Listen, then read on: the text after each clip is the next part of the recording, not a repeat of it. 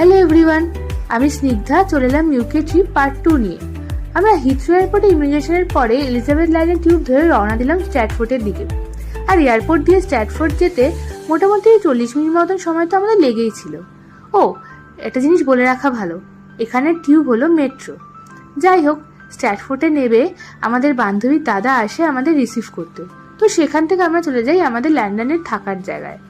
সেখানে গিয়ে আমরা রেস্ট নিয়ে রাত্রি 9টার সময় বেরোই আমাদের প্রথম ডেস্টিনেশন ওয়েস্ট হ্যামে। ওয়েস্ট হ্যামে গিয়ে আমরা অনেকক্ষণ টাইম কাটাই। ও, আরেকটা জিনিস, লন্ডনে কিন্তু সামারের টাইমে 10:30টার আগে মোটেই অন্ধকার হয় না।